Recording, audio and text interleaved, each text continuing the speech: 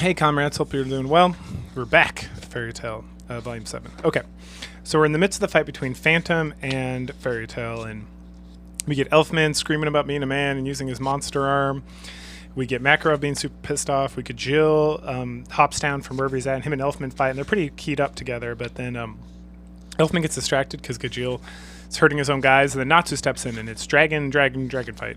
And Natsu's beating the shit out of him, and they're going back and forth, and then Gajil's like bouncing away, and then there's like the whole guild like starts shaking because Makarov is pissed and he's using his giant magic. So he heads up to talk to, or not even to fight Jose, the leader of Phantom Guild. And then all of a sudden there's Lucy on the ground, and he's got a knife. And Makarov's like, and he's distracted enough where this area of the Great Sky is one of the elementals, uses some sort of like magic stealing power on him, and then he comes crashing to the ground. Urza recognizes that he doesn't have any magic powers anymore, and then Jose follows him afterwards with Lucy. And there's a conversation about they got what they wanted, they came for this. Urza's like, we're going to leave. We got to escape. We can't fight without Makarov. So she orders a retreat, and then like Gajil and Arya and people are talking, and they kind of fight their way out. Gajil and Arya like take the fuck off, and then Natsu grabs one of the members of the guild, the Phantom Guild, and starts running because he's going to go rescue Lucy. Meanwhile, Lucy's up in a dungeon, and she's like, what's going on? And then Jose comes in. He's the lord of the Phantom Guild, and she recalls that she was captured by Julia. It seems like Jose has some sort of like centipede magic or something, because there's like a centipede or a millipede that keeps crawling up her legs, and she's like not a big fan of it. And they have a conversation about what's going on, and we get the revelation, and we kind of got hinted at this before, that Lucy is not who she says she is. Well, it's not that crazy. She is the young debutante of the Hartfilia Konzern, which is German for business. This Lucy Sama. So her dad is one of the greatest industrialists in all of the land. And Lucy's the only daughter, and she ran away. So he hired the Phantom Guild to bring her back.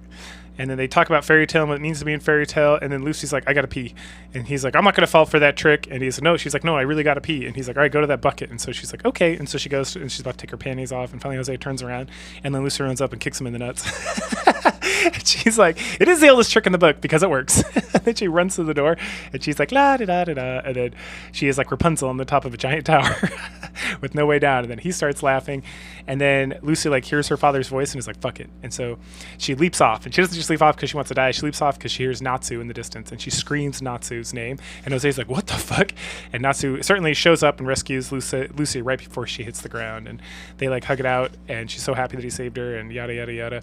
And Lucy's like, it's all my fault. And she's thinking about all the terrible things with like Levy and the guild and Makarov, and she's like, I love Fairy Tale, I can't stand this. And then Jose's like, I'm gonna get that motherfucker, but his nads hurt so bad because she kicked him real hard. So we then go to this tree in the forest where this old, what's her name,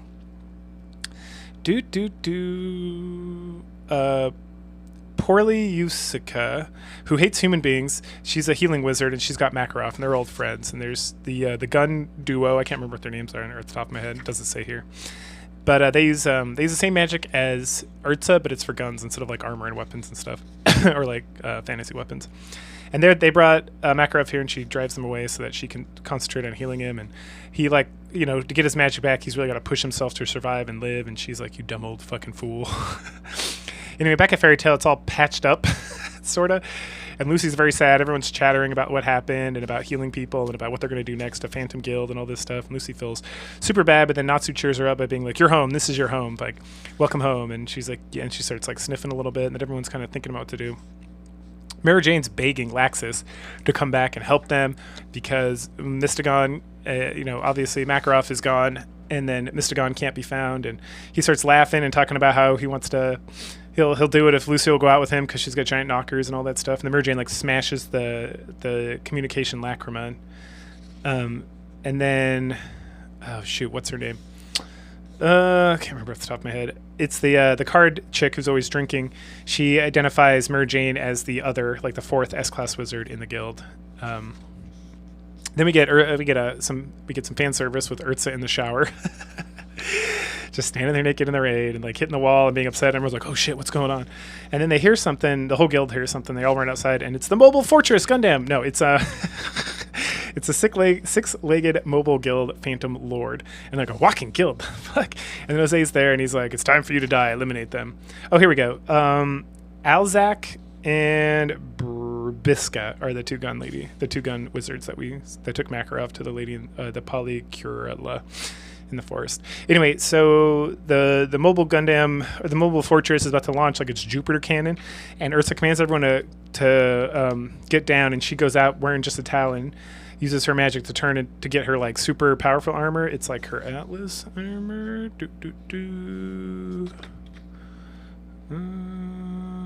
Adamantite armor. And she's able to survive barely blocking this blast all by herself, but she's out of commission. So we don't have Makarov, we don't have Laxus, we don't have Mystagon, and we don't have Urza. Ruh-roh. And so Jose's like, it's going to take 15 minutes to get this gun back up, and then I'm going to murder all you people. Meanwhile, fight my army of like shadow monsters. And then at some point, he's like, hand over your friend or you're all going to die. Then Urza like gets up just enough, and she's bloodied the shit up. And she's like, if it's hand over a friend or die, I choose to die. And then Natsu screams, and everyone's screaming, and everyone's super happy, and Jose's screaming, and Lucy's crying. That's good stuff. And then he sends his shadow army out. And he's like, 15 minutes, I'm going to blow the shit out of you anyway, but have fun with my shadow army. So then Natsu's like, I'm going to take care of this cannon. So he gets happy to fly him directly into the cannon. What's his name? The beautiful guy with the glasses and the drunk who uses cards, they are like leading the charge. They're leading the fairy tale into battle against the shadow creatures. Elfman and Gray follow after Natsu to the fortress, and Mary Jane takes Lucy, and Lucy's like, no, I gotta fight, I gotta protect. And she's like, you need to shut the fuck up and listen to us. So she gives him over to Redus. Redus is the big guy who draws stuff. He draws a carriage, throws Lucy in it. Mary Jane like knocks her out with like magic, and he like takes her away so that she can be safe. And then Mary Jane changes her form so she looks like Lucy. Which I guess is like one of her magical abilities. So anyway, so Natsu heads inside the cannon, and he's about to hit it and blow it up, but then he hits himself in the face because dun dun dun, Totemaru, the Great Flame, the four element of fire, is there, and he has power over fire. So we switch back out to the fight, and we see Fairy Tail doing a pretty good job, like holding off all the Phantom Lord Guild and the army or whatever. And then we have the shonen anime fight between Totemaru and Natsu. It goes pretty good. Like, it's like, oh, you got fire, I got fire. I'm going to cast fire. I'm going to eat your fire. Oh, I got control your fire. What are we going to do? And it's like, ooh, let's try purple fire. Let's try rainbow fire. Let's try gross, stinky fire. And they go back and forth. And then at some point, Natsu's like, all right, I can't use that. I'll use a different kind of magic. And he just like spits in his face. And the guy gets super mad. So he uses like this orange fire thing. And then Natsu eats that. And eventually, Natsu kind of gains control of his powers, and we don't exactly understand how, but the guy's like, oh no, he's figured it out. And Natsu's like, I figured it out. It's like, figured what out? And this is like the whole time we're like counting down when the Jupiter cannon's going off, and it's like 1 minute 13 seconds, and then finally Natsu does some super attack, and Totemaru is like, aha, you didn't do shit to me. And he's like, I wasn't aiming for you, dumbass. And it's like, nani desu ka? And then we see that the Jupiter cannon, like Lacrima that was charging it with all its magical power, is completely destroyed, so it's like done. And then he's like, and then Natsu's like, all right, your turn, motherfucker. And Totemaru's like, ruh-roh. Jose's super pissed off about them destroying his cannon. And right as Totemaru and Natsu are about to fight, the cannon transforms into like Mach 2. I have a name for it over here. What is it? The Super Magic Giant Phantom Mach 2. And everyone's like, what the fuck? And now it's like a giant mech. And Natsu starts vomiting because it's moving, and it's a move thing. And then Totemaru's like, I got it. He's about to cast some fire spell on Natsu, and he gets frozen by Gray, and then Elfman hits the shit out of him, knocking him out. So they finally got there, and they rescued Natsu and Happy. Everyone else is freaking out because the mech's just going to like stamp all over the guild, but the guys inside are like, we got this. We're going to take care of this. Meanwhile, Mary Jane's like, oh, I know what I can do. I can distract them. Oh, and then Kana's the name of the drunk girl with the cards. So Kana and Mary Jane get into an argument about Mary Jane not being able to use her magic, and Elfman not having his true magic, and that he can't fight because he can't access all his powers or something. Excuse me, sorry. Don't worry, that gets explained shortly. So then Mary Jane, who's pretending to be Lucy, she runs out, and she's like, stop, I'll go with you. And then Jose is like, you're an imposter, shut the fuck up. And she's like, oh, he saw through it so quickly. We then go inside with Elfman, and he gets to fight our friend, I can't remember what his name is, but the guy of Earth, the little weird French guy with like the stringy whatever. Anyway, Jose's super mad that Mary Jane tried to trick him, and so he uses the robot to pick her up, and he's like squeezing her to death, which is boring because Elfman starts fighting this guy, and he's saying French stuff, and Elfman's not doing good. And then we learn that Elfman hasn't used it. He only does his arm because when he was younger, he transformed his whole body into like a monster because his power is like the monster transformation. And then his sister tried to like calm him down, not Mary Jane, their younger sister Lysana, and he killed her, or she died somehow as a result of that. And so he hasn't been able to transform since, and that's affected Mary Jane's ability to do magic. And it's like a really tragic story and all that. So this heavily focuses around that. And Elfman being like, no, I got to fight. And then the Earth guy is like, nah. He's like, I know all about you. You can't use your powers. And he's using like all his French powers on him. And then he gets knocked through like a wall. Elfman does. And he sees Mary Jane in trouble, and that's like what inspires him enough. And he sees her crying, and he's like, I'm going to do this. I'm going to be more powerful than ever. And so he remembers Lysana and Mary Jane, and we see like super sexy Mary Jane before she became like just a secretary in the guild. Like she looks sultry as fuck. Like I'm like, damn, girl. Instead of like her nice little innocent thing that she normally has going on, he's able to transform his like full thing. And then the Earth guy's like, oh, fuck me.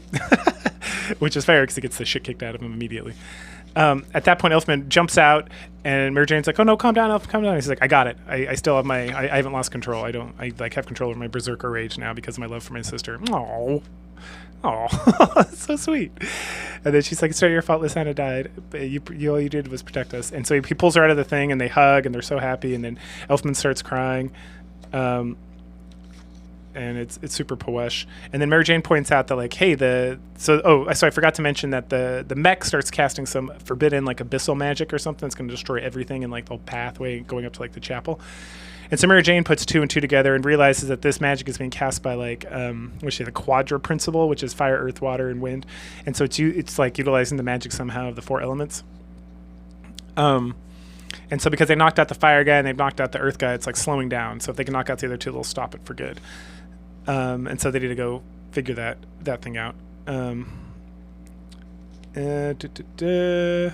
then homeboy with the eye patch, who they had to rescue like way early on, who was transformed to a monster, and his son, whatnot, I can't remember his name off the top of my head.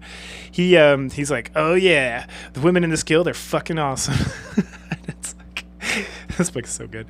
We then head to Natsu. He's running along and he runs into like the air guy, and he's like, oh yeah, you're the air guy, and he's like, I'm gonna get you, corpse of a dragon. And then they are about to start fighting. At that same time, Gray climbs to like the top of the mech, and there's like a huge rainstorm, and it's Juvia, and they have like a chit chat, and then Gray says something, and then she gets like really like blushied about it. She's like, ooh, I'm really turned on right now. All right, I accept defeat. Good day. And then she's like, wait, no, I can't accept defeat, because she's like instantly in love with Gray because he's so handsome and brave and strong. And this is the theme that will continue on for many issues. All right, so then she's like, oh no, I gotta fight him. So she uses water lock on him, and he freezes and gets out. That's the thing that she trapped Lucy in before. And then she's like, oh, my heart is beating so fast. I'm so handsome. I'm so pleased. And then he like takes his shirt off, and she's like, oh my gosh, why is he getting naked? And then he strikes her with like his ice make magic, but she's like made of water or something. So all his powers like go through her. And yeah, she's made of water. Anyway, and so then they start fighting a little bit. They go ice make and water make and all this stuff. And then she's like, you can't win against us, but if you bring Lucy here, then I will convince my master not to blow up your guild or whatever. And then Gray is like, Lucy's one of us. I won't get any closer, even if it costs my life. And then Juvia like freaks out because she used Lucy as like a rival for his love. And so then she's like, I'm ready. And she like powers up and looks like super crazy and angry. And all the water turns into like steam, and it gets really boiling hot. And then Gray is like, what the fuck? Why are you so mad?